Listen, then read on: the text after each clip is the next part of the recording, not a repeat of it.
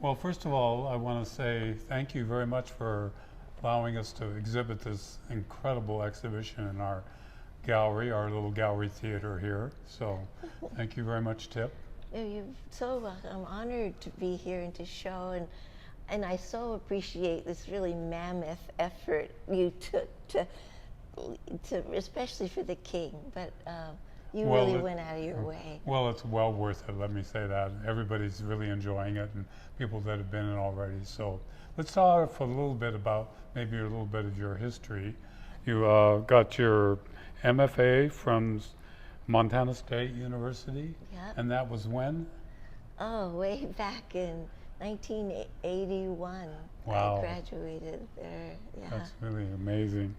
And your first exhibit here at the gallery, I think was probably around 1988?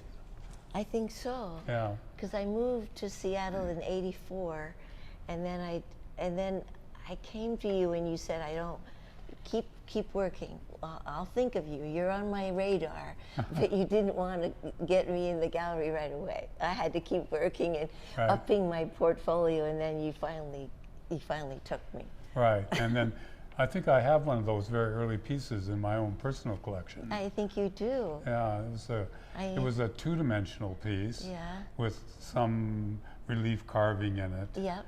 And it was also a very strongly emotional piece. Yeah, I know that piece so well. Yeah. I love that piece, actually. It was a bas-relief. It was a small little tile, really, and it was one of 7 tiles of people crying. And it was like the 7 different reasons that would make you cry, everything from absolute horrifying things to tears of joy, and she was somewhere in between. That piece is hanging in my house, and I see it every day and enjoy it every day to this day. And now when I look at the newest work, it's become three-dimensional and much more real, still very strongly emotional and packed with information and power. And the work in this show is, as we'll see, is a really strong body of work. So I'm looking forward to walking through the show with you. We might want to just mention that you're in some very prominent collections. I think the one that stands out here is the Metropolitan Museum of Art in New York City. Yes. That's pretty impressive. How long ago was that they were? Oh, I had a show with Nancy Margolis, and she had some collectors. They took a look at the piece, The Whistlers. That was at her gallery, and they were, I guess, a little bit on the fence, didn't want to buy it, and so the whole summer went. Nobody was like interested. Finally, I called up Nancy. I go, Nancy, what do you think somebody might want it? She goes, I'll ask these collectors one more time. And they said, well, we would like it, but only if the junior curator of decorative arts at the Metropolitan is on board with this. Wow. And so they ran it, they brought her in, and she goes, yes. And then she's had to clear it with the senior curator at the museum. And he said, so it was just so lucky, you know. That's pretty impressive. That's really exciting. And that's only just one of many, many wonderful private collections that your pieces are in. The Renwick Gallery Smithsonian has works in their collection. Yeah, that's really old work. That is extraordinarily old. Yeah. And now this body of work is actually, a number of these pieces are going to Korea, right? Yeah. Yes, everything's going to Korea except for her, and the masks will stay here in Seattle. Okay. So, well, let's start off with this lady here. I think I recognize her. Well, I wanted to do a self-portrait, and I had been doing numerous self-portraits, as you'll see, with the other work in the room with the figures with the pie in the face. So I really wanted to do a different. So I started to think about the notion, the show is called Fairy Tale, And that made me think about the child's perspective on everything. And so I thought, well, a child would maybe ask, if I hold my breath, will I rise? Out of a sort of an innocent question. So I thought, well, I'll ask that same question from an old woman's standpoint, which I am now. So, so that's why and how this came around. It was sort of an innocent question, but I like it because she looks so, in a way, cute, if I don't say so myself. And like she's also holding her breath because so there's a lot of sort of suspension when you hold your breath. Everything is in suspense and suspension. And I sort of like that as a reference to the whole fairy tale show. Mm-hmm, mm-hmm.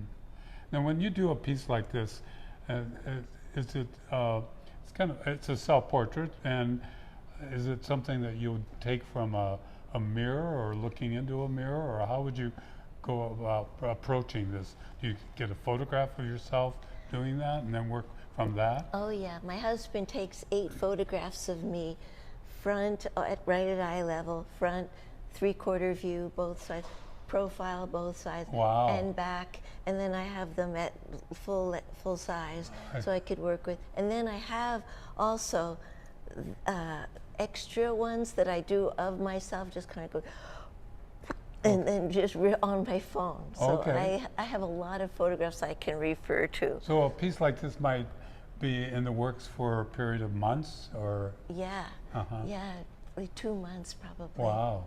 Yeah. And while you're doing a piece like this, will you be working on other pieces in addition and go back and forth to different pieces? Yes, absolutely. Oh, I see. So they're all sort of coming into being at different stages, and she was the last to come about. Okay. So, but I'm so glad because I got the hair on the night before you guys picked it up. Okay. So she was right to the finish line. Right.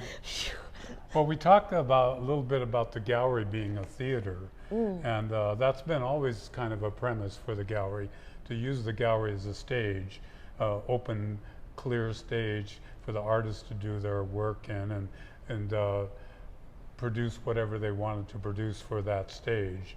And that's what you've done for us here. And I think that's very obvious when you walk into the gallery. If you look into the gallery and see this one image as you come in, it's pretty much a stage for the king. I feel so lucky that you, and grateful that you're willing to do all of that, and you made the plinth for the king and painted it purple. I really wanted it to be purple, and I mean, you really make it a theater. Well, it seems really appropriate too. The ziggurat with the king on top, and then the color purple, the royal purple, sort of seems to make sense. And as you come in, it really sets the stage. Yeah, I love. Let's walk down and take a look at it.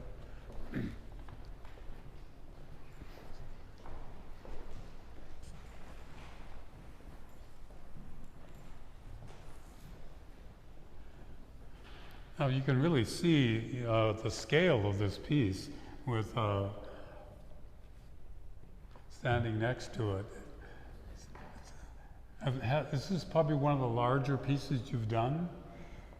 Yes, I did a piece, Africa, and she was 10 feet long, so she was double life size, but he's triple life size actually, but all we have is the bust of him. Wow. I really wanted to make a statement, I guess, and the scale had to be there in order to give the strength of the statement I wanted to give. So, I wanted that face to take you in, to be big enough to just take you, the viewer, in. So. You know what's interesting to me is that your skill with the clay, to triple life size a piece like that, all the nuances like the beard and the teeth and the wrinkles and the texture of the skin, everything has to increase equally. Yeah. So that's a real skill to be able to achieve that, to be able to get that kind of texture and everything, and have it all appear to be the right scale. It's amazing. Well, thank you. Yeah, the blowing it up, you like each thing is sort of, each wrinkle becomes monumental, and everything that 3 times, that's a real whopper nose. And so, but I've been doing twice life size for some time, and so I'm used to blowing it up, and so I just blew it up even more for this guy. What does a piece like that weigh? Oh, this is at least 350 pounds. This is not easy to move. Right. And the crown, what is that material? That's also clay, but with a gold luster on it, and the crown itself is at least 25 pounds, probably more, I think 35, and then each ball, and it's all gold luster, and I mean, it's $900, not that I would have spent anything to get the crown looking like I needed it to, but it was $900 worth of gold luster. Wow. I know. So this piece has a title and a little poem that goes with it. Can you tell us about that? Yeah, this is called The Greedy King, and it's I don't have the story in front of me, but it's about a king who wanted his crown to be the greatest and biggest and most awesome in all the land. And so he sent his people out to pillage and steal from all the surrounding kingdoms and bring back the gold from there to melt it down to add on to his crown so it would get bigger and bigger and more fantastic. And so each time he sent his people out, they melted it on, but it also got heavier and heavier. And so he's now in the state of really suffering under the weight of his own greed because and pride. I wanted to start it off to address ego, and I thought, well, what are the attributes of ego? And they occurred to me as like greed and pride and selfishness. All of those sort of can come together to make this super ego. Do we know anyone like that?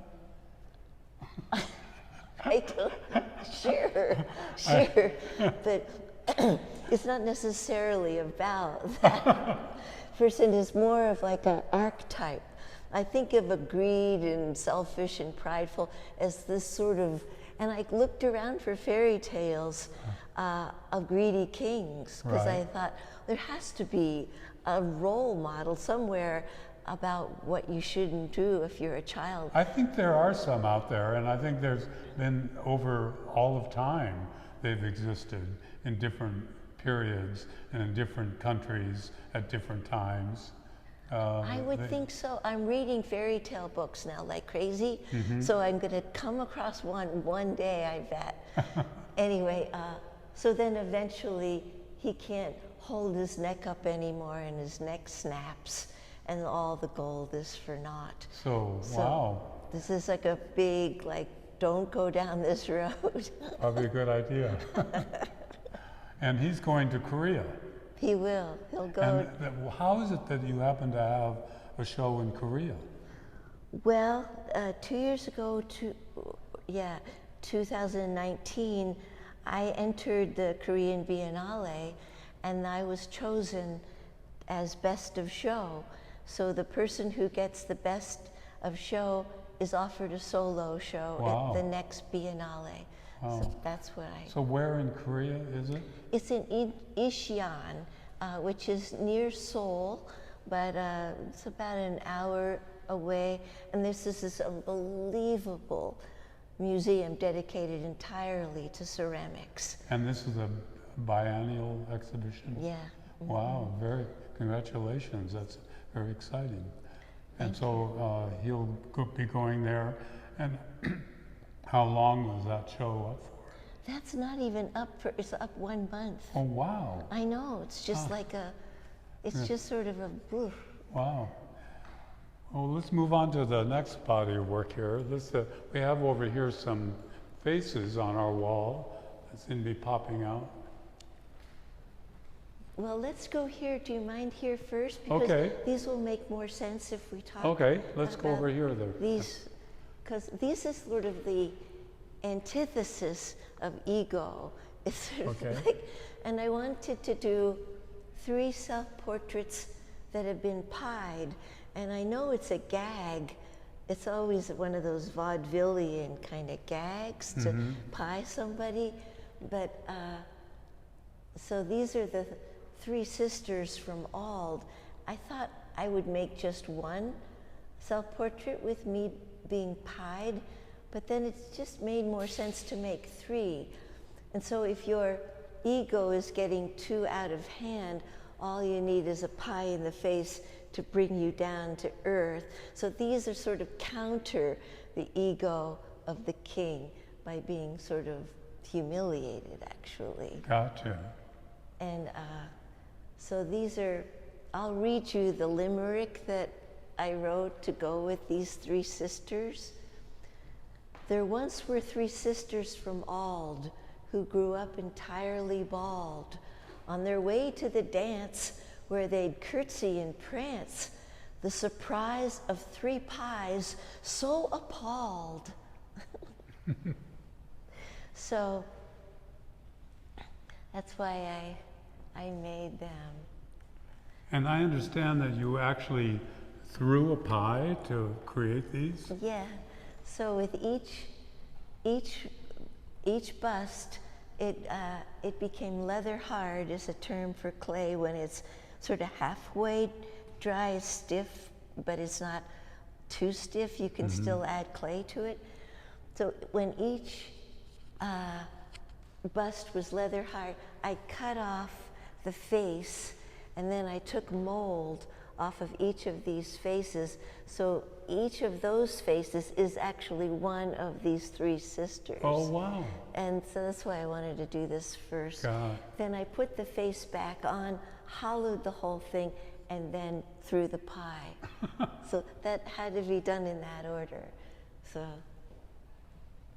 and so my neighbor made a pie celebration, and she made chocolate and key lime and lemon, but I sort of shifted that to banana.